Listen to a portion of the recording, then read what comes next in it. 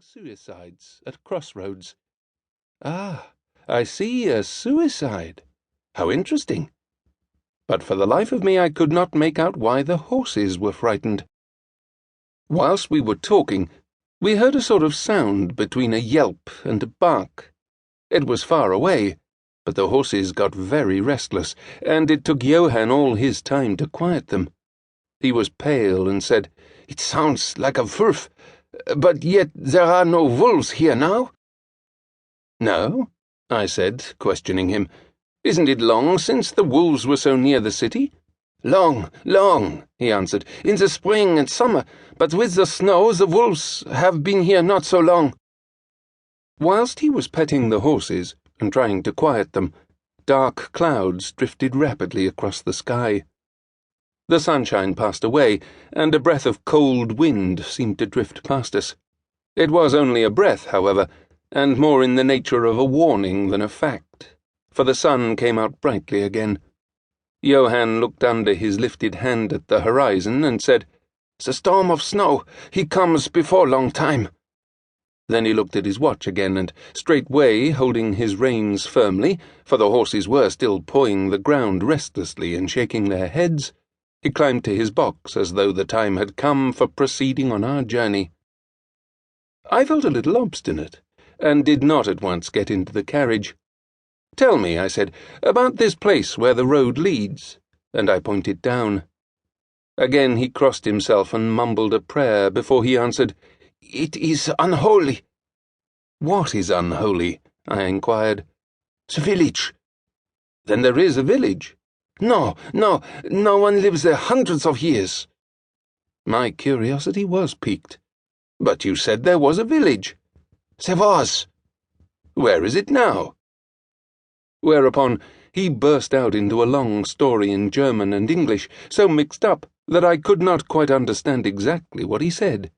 But roughly I gathered that, long ago, hundreds of years, men had died there and been buried in their graves, and sounds were heard under the clay, and when the graves were opened, men and women were found rosy with life, and their mouths red with blood.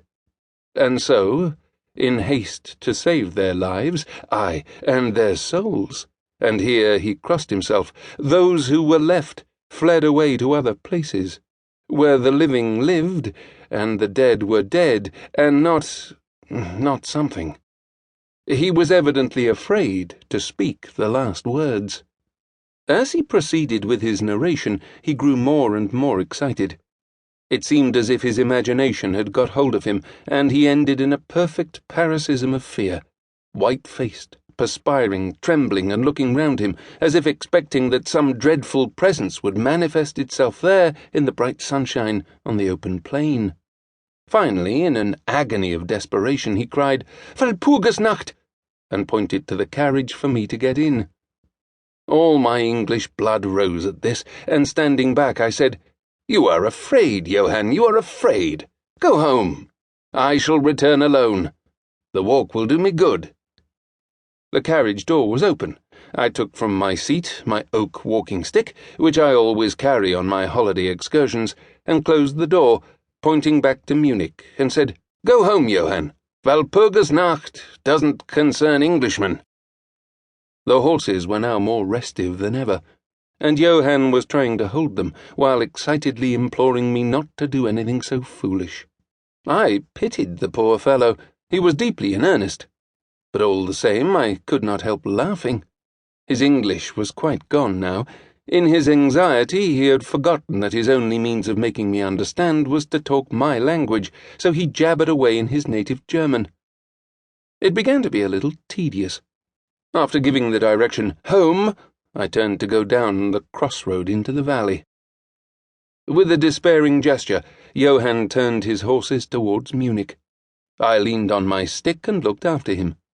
He went slowly along the road for a while. Then there came over the crest of the hill a man, tall and thin. I could see so much in the distance. When he drew near the horses, they began to jump and kick about, then to scream with terror. Johann could not hold them in. They bolted down the road, running away madly. I watched them out of sight.